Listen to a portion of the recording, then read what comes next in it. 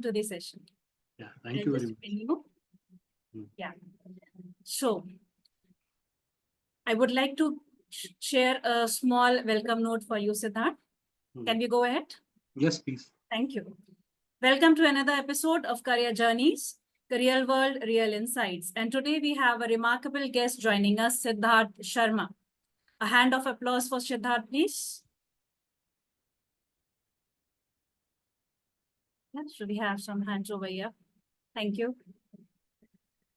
Siddharth Sharma is a seasoned training and development specialist with a wealth of experience spanning over 18 years. Siddharth's career has been nothing short of having worked with renowned organizations such as ICICI Bank, Godrej and Boyce, and having served with major corporate clients like Aditya Birla, Shree Siemens, Tata Motors, and Force Motors.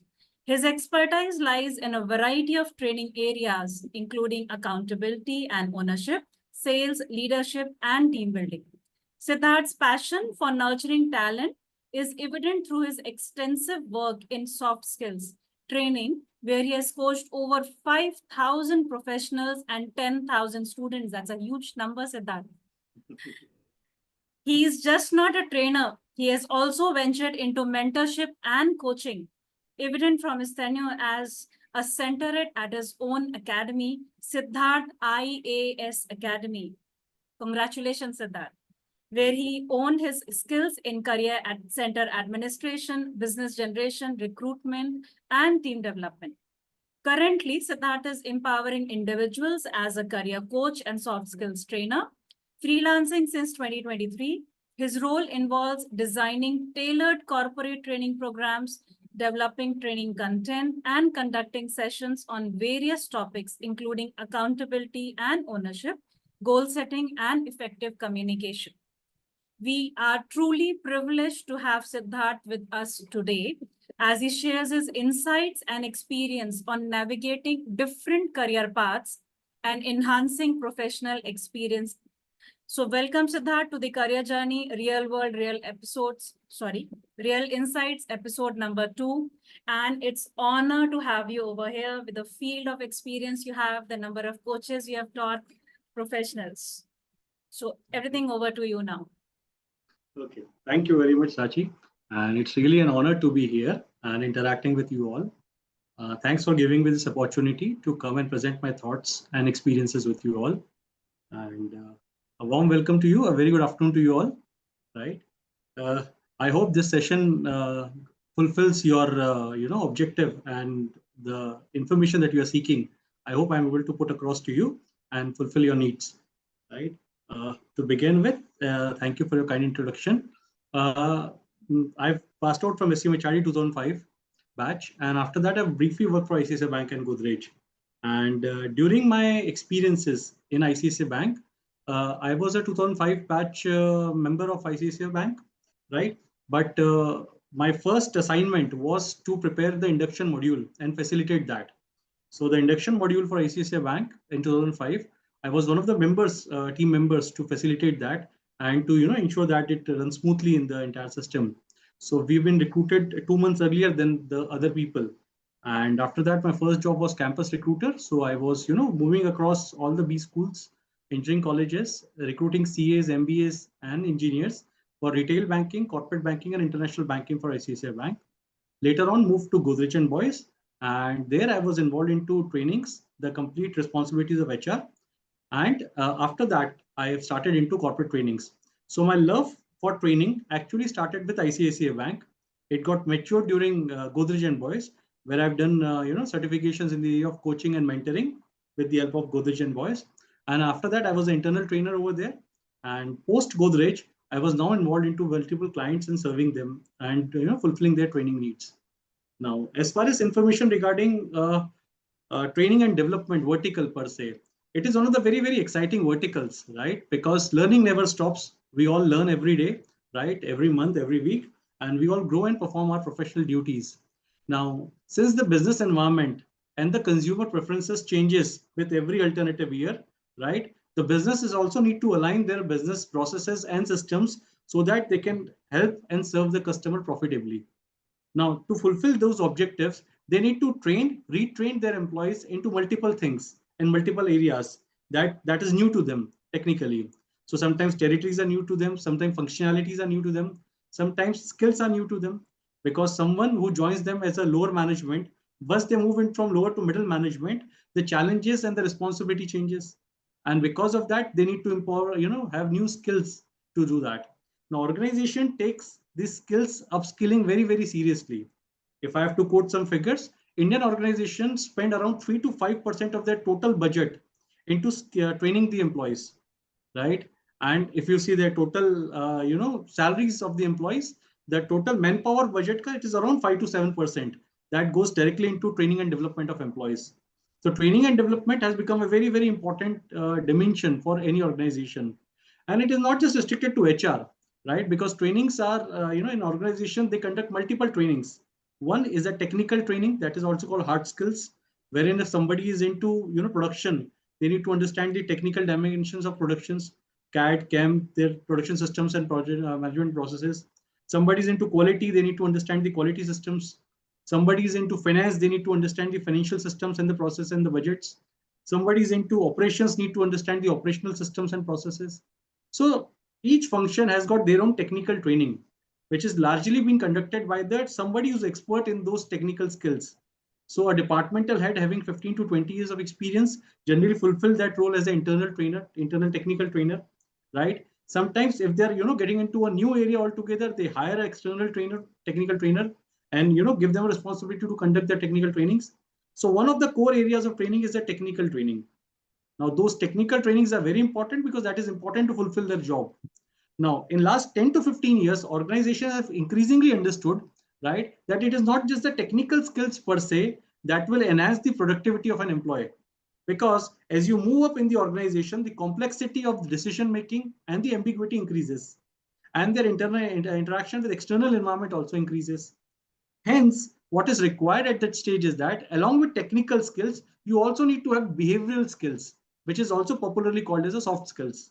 So behavioral skills or a soft skills is a second big domain which actually is required for across employees, across from length and breadth, from junior management to senior management, from finance, marketing, HR, sales, everyone it is required, right? So few of the areas of, behavioral skills are team building, negotiation, change management, communication, business etiquettes, right?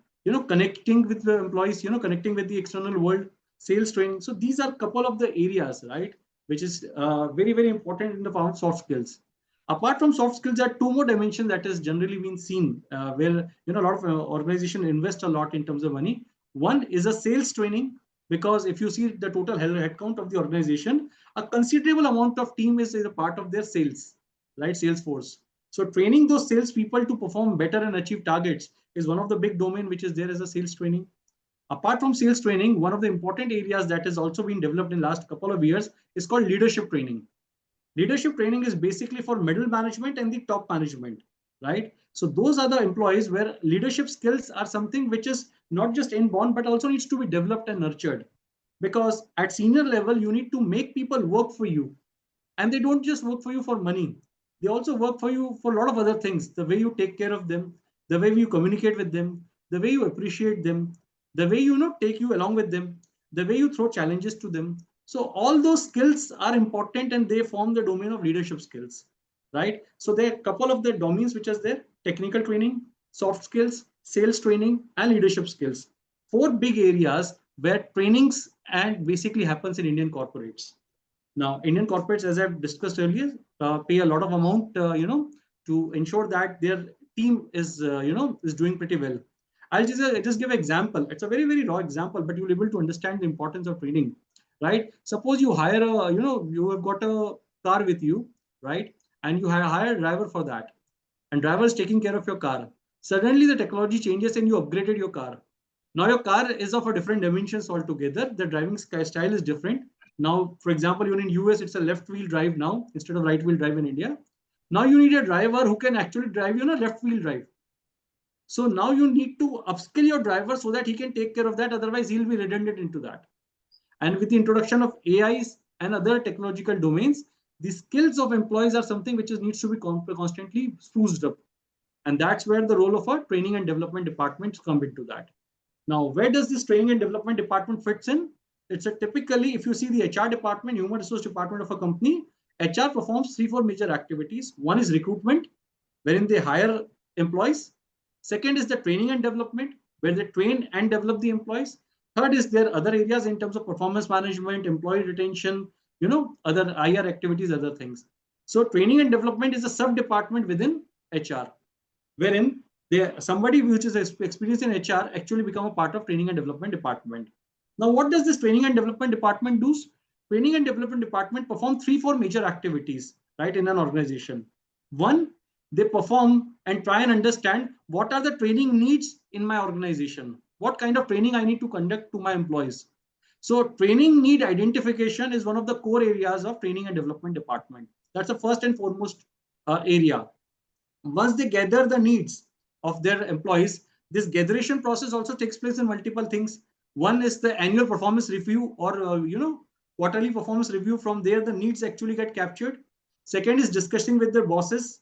Third, understanding the business plan of short term and medium term, right? From these areas they generally gather the training needs, and they accumulate all those training needs centrally over there. So the first responsibility of training, identification. Second is organizing the training programs. So they hire external trainers like us, right? They call us, discuss with us, meet with us, share their training needs, and help them develop and design the training requirements, develop training programs and conduct those training programs. So second is the conduction of the training program that they do. Third is training effective evaluation. So they conduct the effectiveness of training program. How does, if I've invested so much amount in training, whether the training is really effective to my employee or not. So that is generally being taken care at a reaction level. So once the training is get over, immediately after the training at reaction level, there is a questionnaire, there could be some test, there could be some verbal feedbacks that is being gathered from the participants to understand the effectiveness of training. Second is after 3 months or 6 months of training program, they conduct second level of audit, wherein they're trying to understand whether a person is implementing those trainings in their day-to-day work life or not. So that is the reaction, second level of training effective evaluation. And based on that, they see whether the productivity of employee has increased or not. So that's more or less the 3 responsibilities of training department. One is identification, second is conduction, third is evaluation. And that's how they work it up. Now, if I have to move forward and understand a couple of more things, right? Who should, aspire to be a trainer? I think anyone can aspire to be a trainer, right? What really needs to be, what it takes to be a good trainer? I think only thing that I really feel that few skill sets that is required to be a good trainer. One is love for stage and love to interact with people. If you don't love to talk to people, if you don't love to interact with people, probably you're not able to make up a great trainer, right? So once you are on stage, you have to hold those audience for entire a day or 2 day or 3 day or a week, right? So you have to make session engaging. You have to talk to them, understand their thought process, enjoy the diversity of the training program. I'll give an example to you, right? I conduct a training program called accountability and ownership. I've conducted more than 50 batches for this training program, accountability and ownership, across various automobile organizations. Now, this is for the supervisors, great people that they want me to conduct. Now, in the supervisor, great people, there are 2 kind of employees that is there. One, somebody who's a pass out from an engineering college and having a 5 to 10 years of experience, a young, smart professional, right, who wants to learn, wants to grow, wants to move from supervisor to manager to senior manager. And second member in that training batch is someone who's got 30 years of experience, someone who was joined as a workman and has grown slowly and gradually to a supervisor grade. And he has got around 30 years of experience. He will get retired in a year or 2. So both these people is a part of your batch when you conduct the training session. So try and understand and imagine the situation. A group of people who are young, are ready to learn the concepts, ready to learn the theories, ready to participate in the activities, ready to share their thoughts, ready to, openness and in the energy that you have. And somebody who's about to retire after 6 months, what is the kind of accountability and ownership he or she would like to understand and enjoy at this stage of his career? Right? Probably relatively less. Somebody who is more judgmental in nature, somebody who's very strong with their opinion is the quality of second group.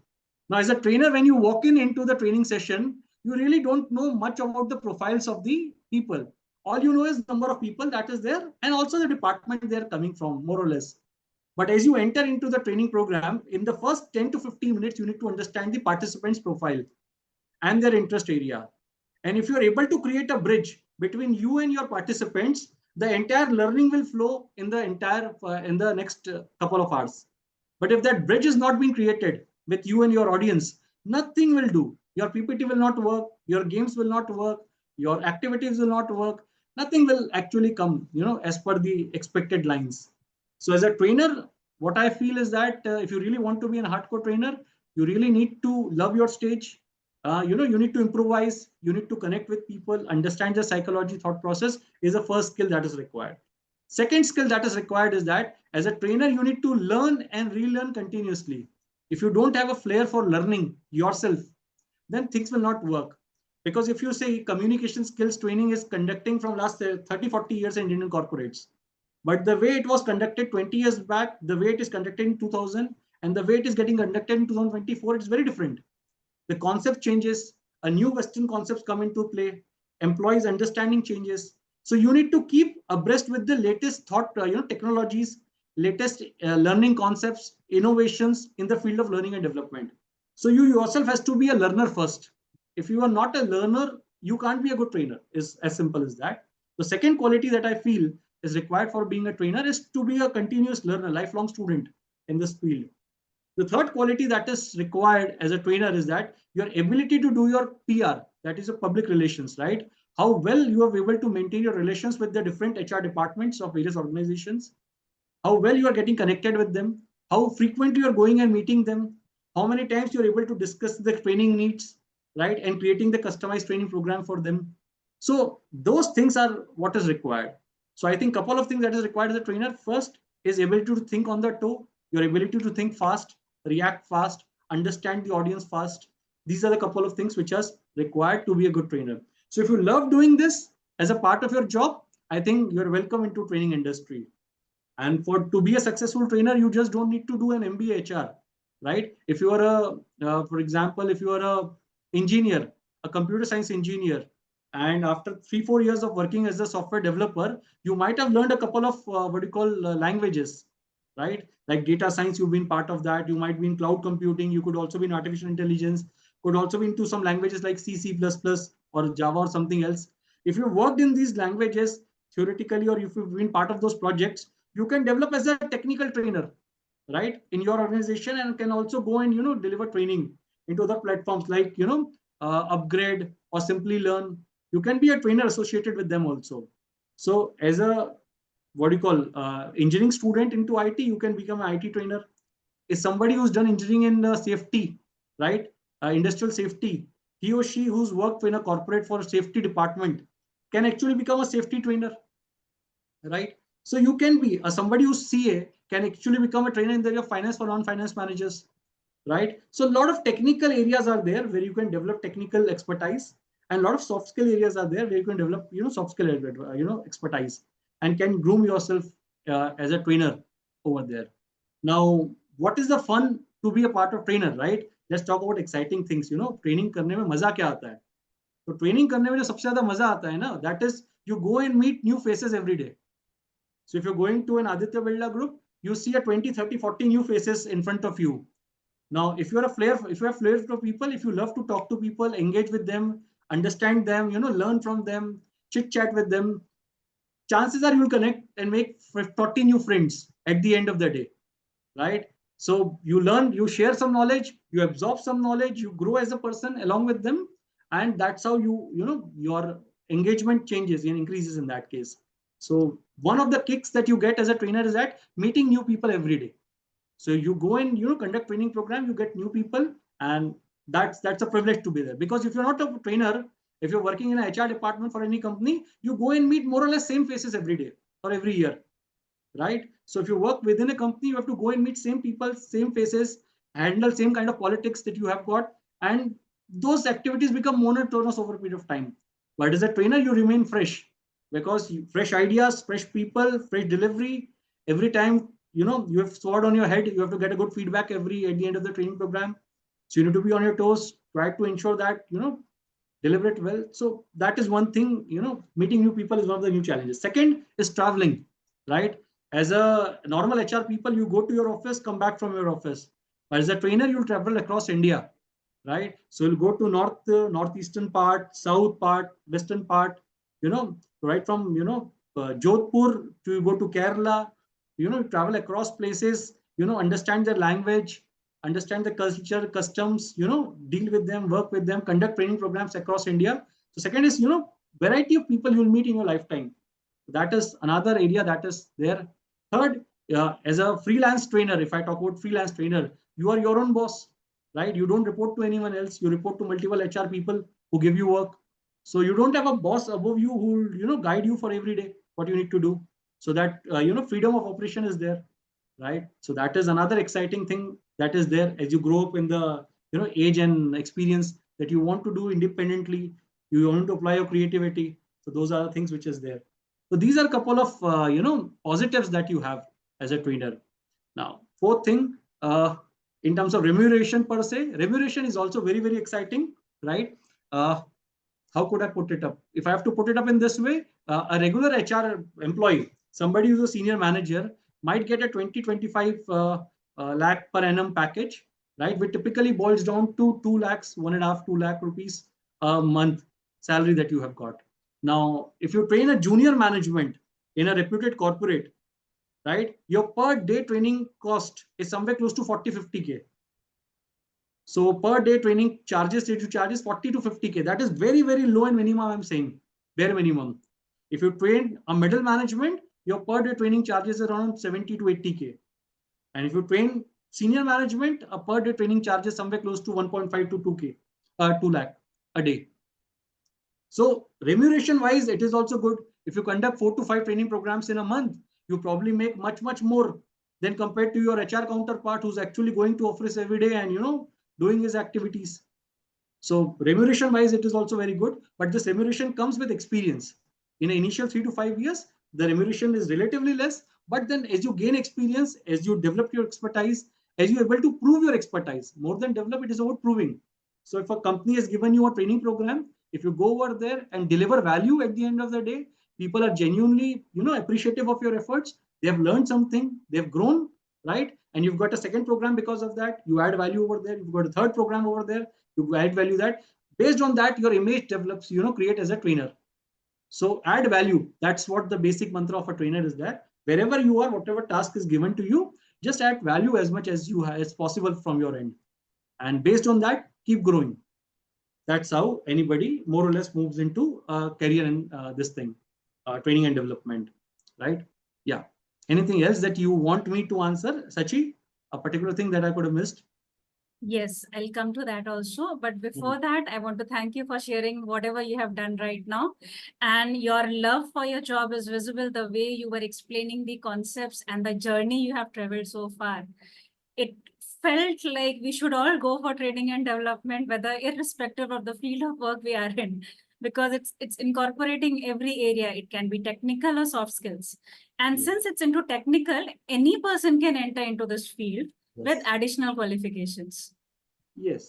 Now, before I ask you some questions, Ayushi has a question. Ayushi, do you want to unmute and ask your question? Sir, I wanted to ask, what do you mean by freelance corporate trainer? I didn't understand. Sure, Ayushi. See, trainers are basically two types. One is a trainer who's working for a company. Suppose I'm an employee of ICICI Bank and working as a trainer for ICICI Bank. Then my entire day I go to an ICICI Bank office and conduct the training programs for the ICICI Bank only. I won't do trainings for any other organization. I am a paid employee for them for complete month or a year, right? But if I am a freelance trainer, I can engage multiple clients by my own. So as my expertise grow, as my network grows, I can engage multiple corporates and work with them simultaneously. So for example, if it's April going on, if April second week or third week, I've got a program with ICICI Bank, I can take a program with HDFC on the fourth week, might take another program, May first week with another organization. So I can conduct multiple training programs for multiple organizations. So they hire me for a day or they hire me for 2 days for their training program. After that, I'm free to work with anybody else. So as a freelance training program, you are more or less self-employed, wherein you have contacts with organizations. You go and meet them, understand their training needs, create a training program customized for their needs, get it approved by their head office, right, and conduct the training program based on their conditions and based on the expectations, and achieve a very good wow feedback at the end of the day. So that's what the job is all about. Thank you so much. Welcome. Thank you, Siddharth. So basically, Ayushi, just to summarize in one word, a doctor having his own clinic and the one working in the hospital. Yeah, Siddharth? Yeah, very true. Very true. Exactly. Now, before I ask you anything, Hmm. first question, what was the inspiration? What inspired you to enter into this field? It's not something people take up easily because I remember Very true. students want some secure job. They want to enter into a field which is well established. But the time you joined this field, it wasn't so established. Very So true. what was your motivation for getting into it? I share with you very honestly. When I was in class 11th in my school, St. Paul Higher Secondary School, Indore, there's a person called Sandeep Manudhane. He was the proprietor of PT Education, which is based in Indore. That is an MBA entrance coaching academy. He was an alumni of our school only. He came to our school to conduct a career, awareness seminar, right? And he actually explained all the career opportunities that we have got after, in class 11th or so. So if we take a PCM, what is a career opportunity we can get? If we take a biology, what is a career opportunity, or a commerce? And the way he conducted his session for almost 2 hours, that mesmerized me. I was not sure what I want to do in my life. All I was sure that I want to be someone like him who stand on the stage and add value to the students. Because before that, I was a part of, as a student, I used to sit in the class and seen a lot of teachers and other people coming and giving the lectures. But that was a regular normal lectures that used to happen. And we also enjoy, like a normal student. But when Sandeep sir came and he conducted his session, that is the one moment that you feel like यार ऐसा बनना है life में कुछ ना कुछ. And I took biology with the help of my parents' pressure to be a doctor because they was not able to make it up. 11th and 12th, I was studying biology, physics, chemistry, biology. I joined Brilliant Tutorial, Chennai, correspondence notes. Given my attempt of this one, All India PMT, secured some 1005 rank in the wait list, was not given medical, was offered dental in some southern college. I was very homesick. I didn't join that. And then at that point of time, I go in and meet Sandeep sir only because he came to our school in class 10th. So I went to his and talked to him in office. And I discussed with him, sir, what I can do. I'm not interested in, I've got biology. I'm not interested in engineering or something. I want to be a trainer. And then he discussed management as a career. And then I decided to do a BBA and then an MBA. And then subsequently landed up into corporate job and got into that. So, there are some more other people in our life who come and grow, touch our soul, and we get inspired with them and, put our lives into that. Now also I, frequently meet him, right? So whatever good and bad I have done, I, acknowledge him for that only, that you are the person who guided me for that, right? So that's the Thanks. reality. Thanks for sharing. So he was your role model. And Yes, you indeed. also shared that you also kept the sentiments of your parents. You took biology and you did appear for the entrance exams, Yes. but you were destined to get into it. So universe was listening to you and you got what you deserve. So you That's tried okay. giving in your 100%. So even getting rank in first 1500 is not easy in the AIPMT. I remember Yes, yes, that was a yes. very tough time. Yeah. That was a wait list that I've got. And, but then, okay. Yeah. Whatever you get to you, only thing that I want to share with young souls over there is that whatever opportunities come to you, just rationally think what suits your personality, what is that you like doing it, and give your 100% into that.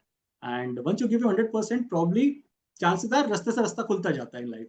With this, I have a question for you. Now, Sir, students these days are entering into engineering classes, entrance, and medical classes. mhm. You have some advice for these students before they take up any classes? See, our society is something that our society, see, there are only two things in the society, any society in the world. One is opportunity, second is security. Our typical Indian parents, we actually focus more on security and we don't focus on opportunities or interest of the candidate per se. So traditionally, the medical as a career and engineering as a career has actually taken a space. So when somebody is there in class 11th or 12th, he or she is pressurized to get into either medical field or engineering field. And if he's not able to do that, chances are both na अच्छा बच्चा नहीं है, is what the image of society at that age works into that. My suggestion is there are a lot of opportunities are there. One I've seen attended one of your seminars, right? You explained a lot of career opportunities which is there. So if you can actually go into those, read about those opportunities, talk to someone who understands it, conduct some scientific, psychological test or something for yourself, and understand genuinely what you really like to do. Talk to your parents, talk to your family members, talk to someone expert career advisor, and see what is that you like to do, and explore what is the chances, of that career option. How much, what is the kind of qualifications I need to make, what is the kind of fees that is required, what is the kind of salaries that comes with that, you know. So if you can understand and explore the options, chances are you'll take a more sensible decision than a societal pressure. Because I've taken that 11th and 12th, I was a very very sincere student for medical, and I really thank myself that I was not selected into that. Because hospital में तो comedy नहीं कर सकते थे ना यार patient के साथ, वो मजा ही नहीं आता. Thank you for sharing. And with this, I have another question. See, chain of Yes, ma'am. questions starts coming. Yes, ma'am. At what grade or age this test should be done for the student, the psychometric test, so that they understand themselves and the options available for them? Do you have any advice as per your experience? See, if you talk about our parents' generation, so after graduation, they try to think what they want to do in their life. If we talk about our generation, around 12th, 11th, and 12th, students become very sensible to understand what they want to do.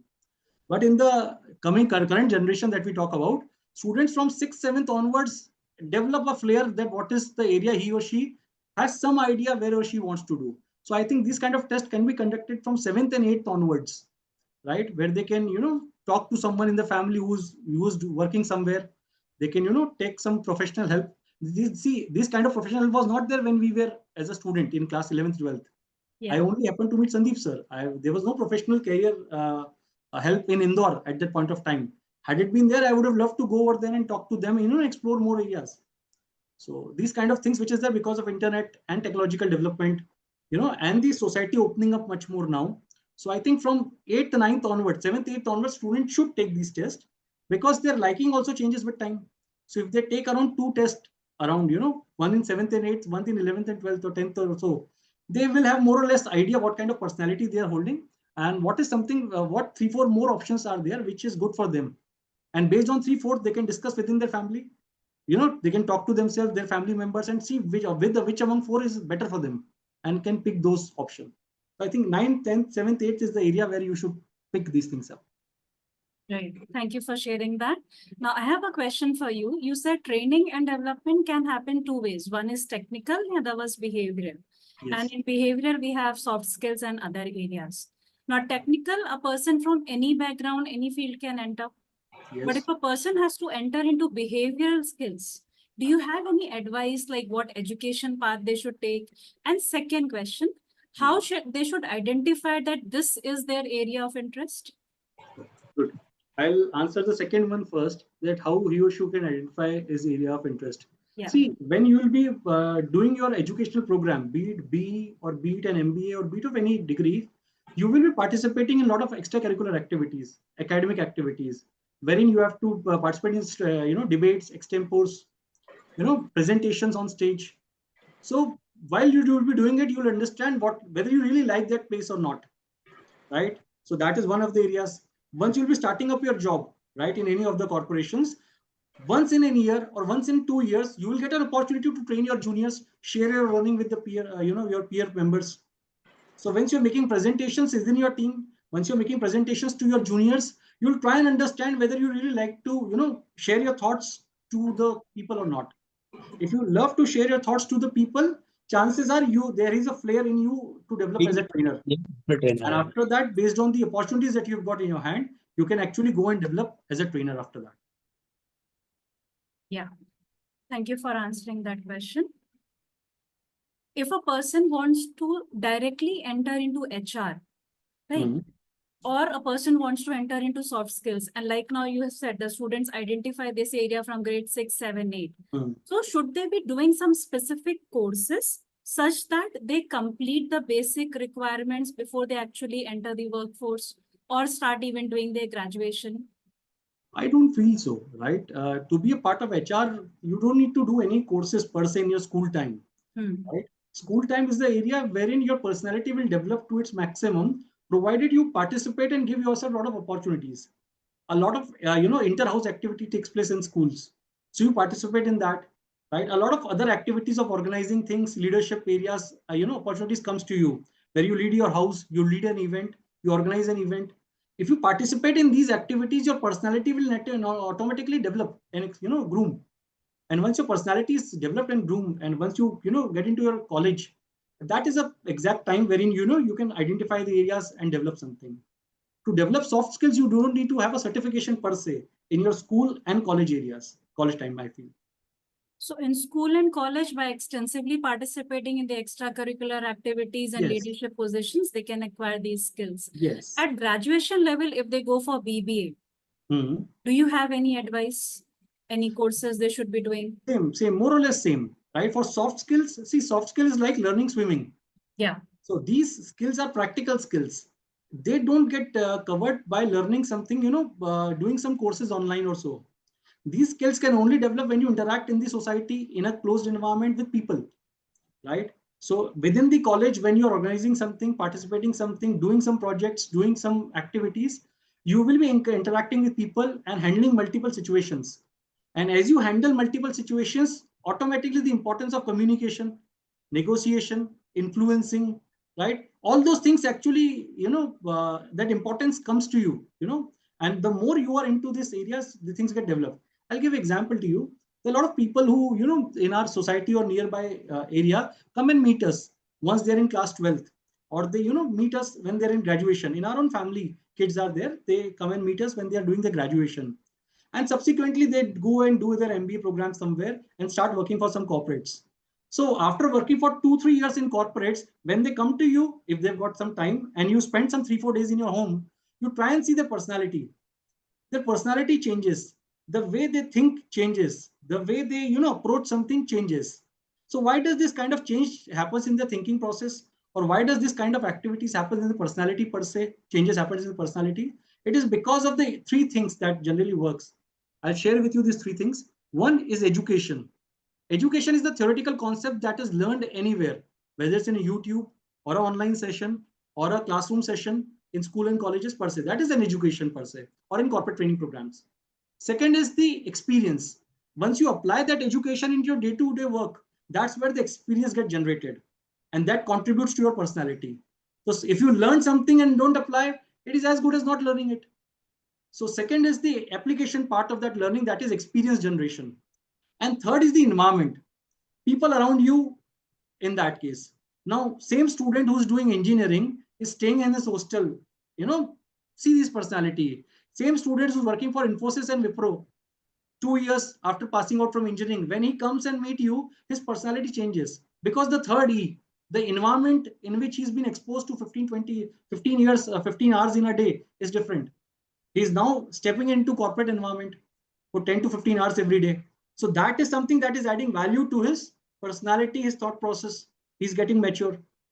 So education, experience, and environment, 3 E's, that shapes the personality of an individual. Practically, that is what I've seen in life.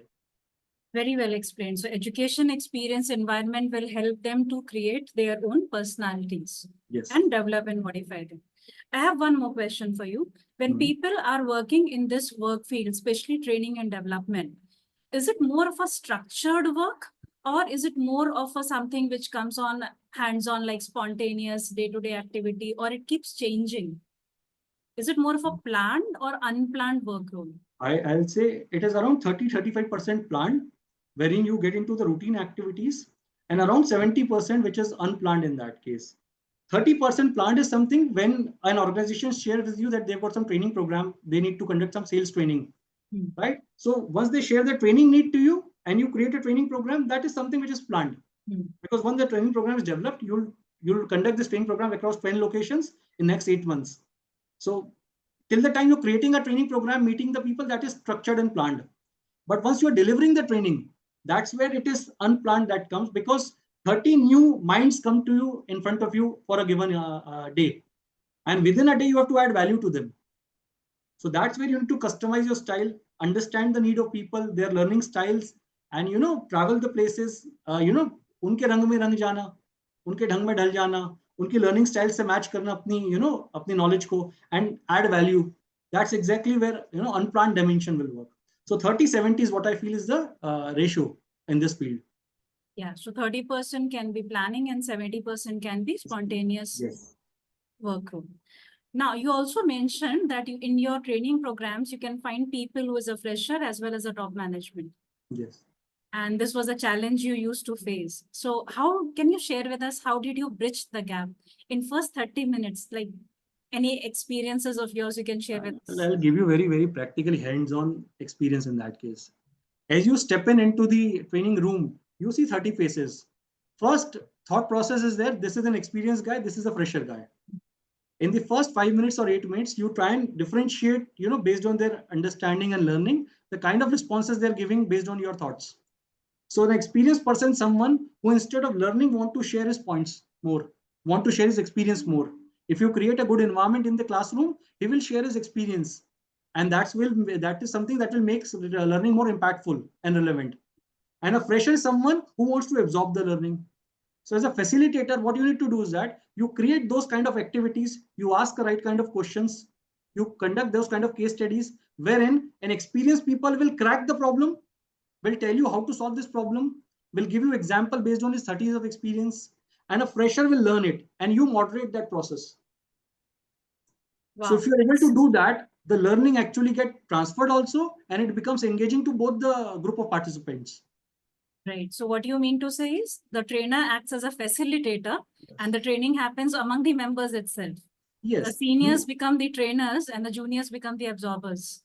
Yes, and that's where they'll actually participate, because Yeah. they are not the see understand for example for a manufacturing or a sales people who work completely full day on the field, sitting in the AC room is something that is not what is the regular job is all about. And when we were as a student, honestly tell us in colleges and in schools, how much do we enjoy a full day learning? We even don't enjoy. So when we as a student don't enjoy, someone who's elder to us will not enjoy unless until you engage them. Yeah. So the entire concept is to engage them. You have to make 80% of the learning as a participative learning, learning by doing, activity-based learning. And if you're able to create those activities over there, which is relevant to them, which is appealing to them, they will participate, and you ensure that learnings actually comes out of it. And you quantify those learnings up and match it with your presentation. That is where effectiveness will actually get driven. With this, I would like to know, did you Mhm. identify any particular one, two, or top three soft skills which is mainly needed among the people nowadays when you go for training sessions? Any top Yes. three soft skills which are in demand? Yeah. First is definitely communication skills. That is where it is very important across departments. You need to communicate and connect with people. So communication skills is something which generally comes, and every month 2-3 training programs of communication skills generally comes to me. So I see a lot of communication skills training program coming to us. Second is team building. So team building and motivation and coming out of that monotony is what is the second area that organization wants. So they take us to other places, like they take us to Goa, they take us to Lonavala, Khandala, away from their regular office environment, conduct a 2-day workshop over there, wherein they participate in a lot of activities which is beyond the classroom, right? So outdoor learning processes takes place over there. So they come out refreshing over there. That's the second area of training that has come. And third is something, technical dimension that you say finance for non-finance managers, right? So these are the areas that I find, training programs are taking place. Or if you're a sales team, then selling skills. So these are the three top areas. I have second last question with you. Then I can hand it over to the audience. Yes. How can AI help students now to help and master this technique? Yes. AI will play a lot of role in that case. AI, see, there are two things, what AI can do and what AI cannot do. So what AI can do is that if you can give an area to AI, say, if you ask ChatGPT, give a prompt to them that create a 3-day workshop in the area of communication skill for a middle managers of a manufacturing setup. He will create a 3-day workshop for you. If you use other AI tools, it will create even the presentation for you. So presentation or the technicalities of documents, workshops, questionnaires, that will get created from them. But AI will not stand in the stage and connect with the audience.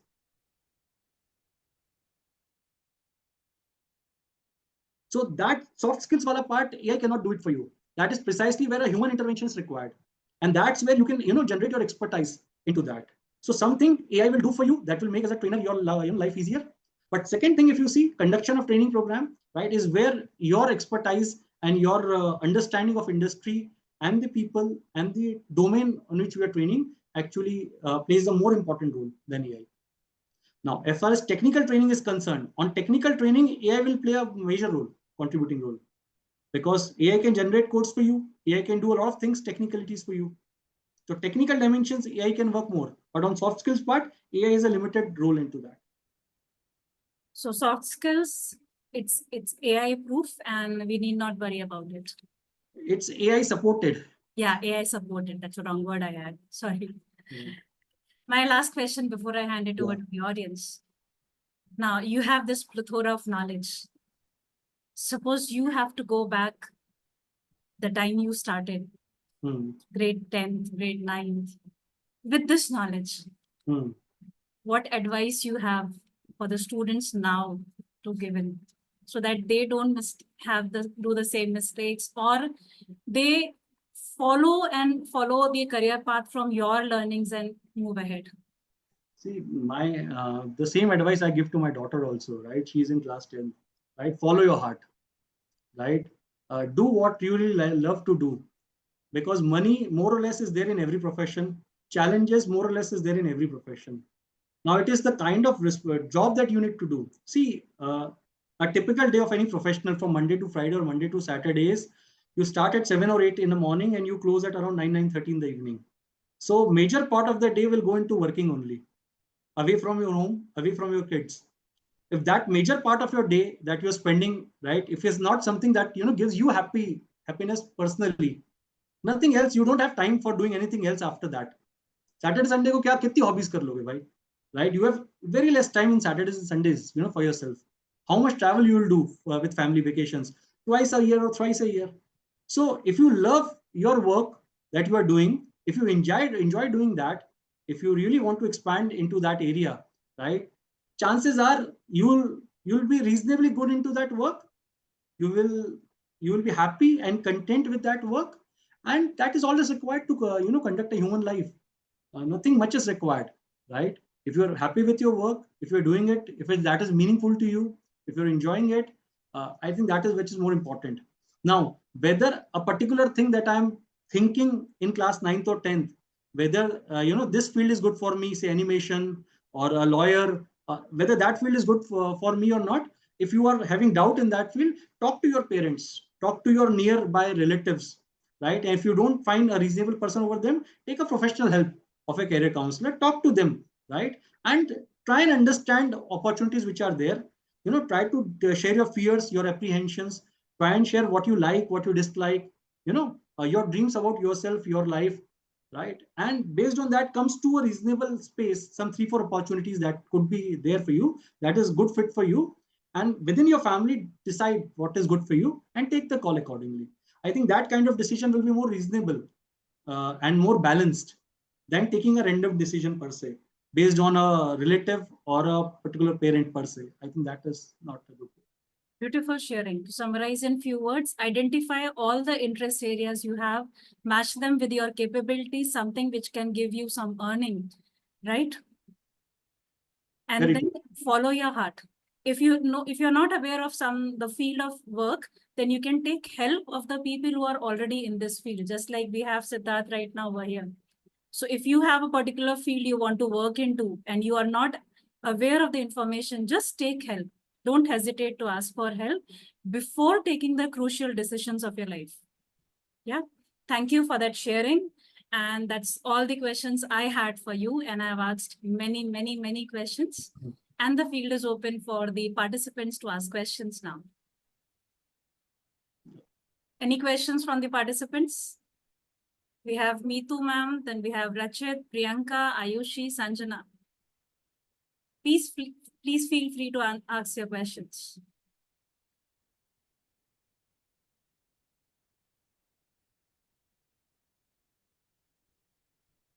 Yeah, please, Ayushi, ask. Sir, if a student wants to make a career in this field, what would you advise first? Career in the field of training and development. Yes. Okay. Now, if there are two dimensions I've told, hard skills or technical skills, and second is a soft skill. So I'm more of an expert of a soft skill vertical. If somebody wants to make a career in soft skills, I'll suggest in your school days and in your college days, participate in as many extracurricular activities and co-curricular activities as possible. That is first thing. Don't sit within the room. Be a people's man.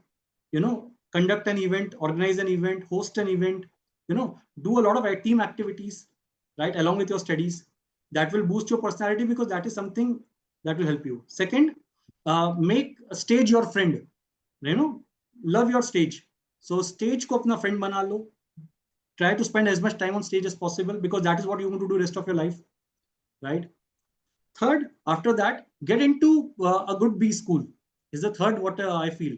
Get into a good college or a B school per se, because a good college or a B school give a first assurance to your candidate. For example, I'll tell you very honestly, if we all are students, right? For example, if you want to conduct a training program, we've got two people in front of us. One, a trainer whose academic background is not much, appreciative. Say, for example, he has done some graduation or post graduation from the local college.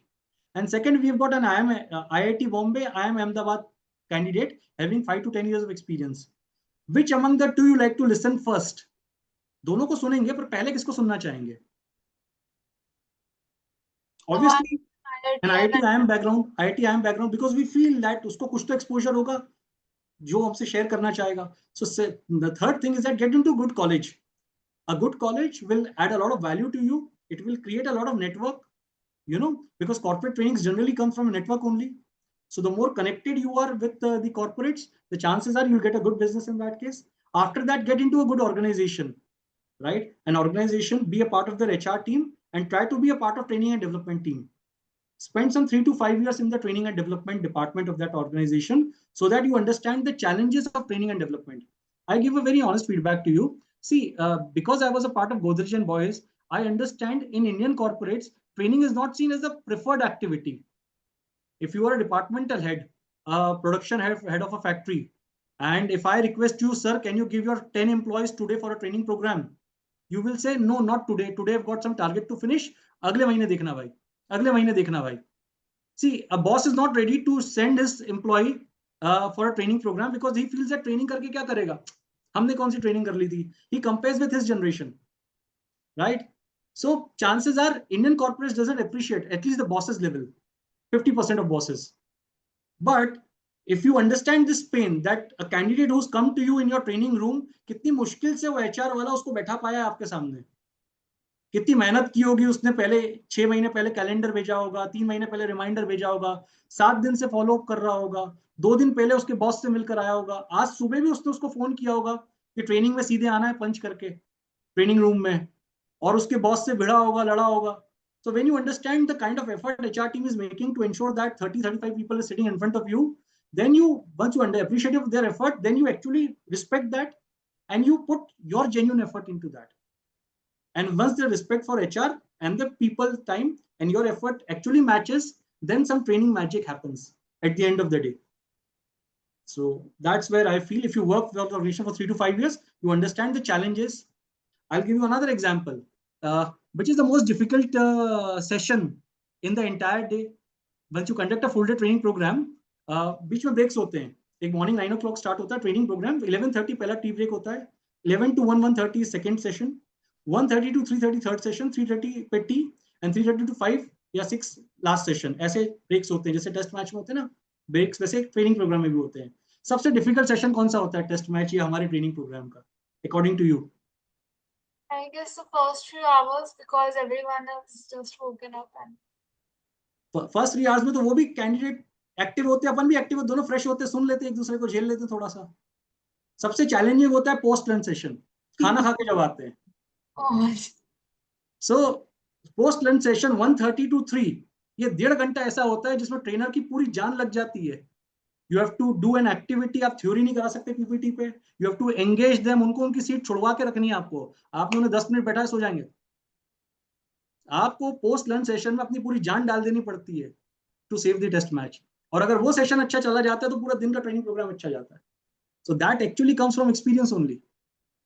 So that is required once being a part of HR team for a couple of years, you understand, what is the participant want, what is the organization wants, what is the challenges of HR, what is the trainer. सारे stakeholders की जब need समझ जाते हो तो एक अच्छी चीज ऑर्गेनाइज होती है फिर. I think that will take care of things. Beautifully answered, Siddharth. Thank you, Thank you for that deep Welcome, Aishi. explanation. And Ayushi, I think you can just relate it when you have sessions in the school after lunch, the first period after lunch, how difficult it used to be. Yes.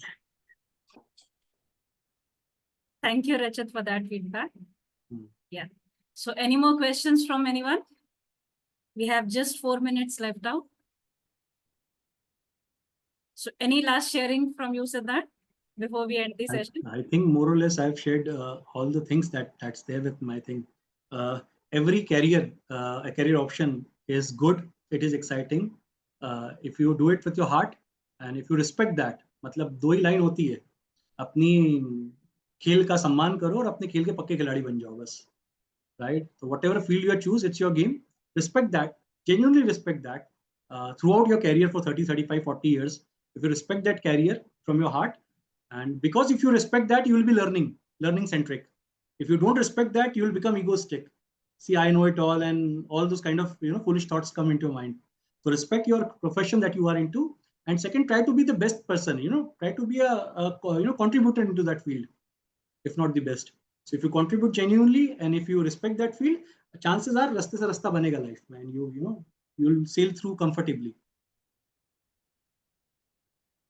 Very nice, Siddharth. Felt so good to listen to you. That's from Rachit Ghate. Thank you for sharing. Thanks, Rachit. And definitely, whatever you said, each and every word, if a student listens from the start to end, they understand what you're saying. There's no way they can go wrong in their careers. No way. Thank you, Sachi. Yeah, Thank so you that all for your was- time. Right? Thank you all. It Yeah. was an honor to spend time with you and take your time. Thank you very much, all. Thank you, everyone. Thank you, Siddharth. This will end the session for today. Thank you, everyone, once again. Yeah. Thank you so much. Thank you, Sachi. Welcome.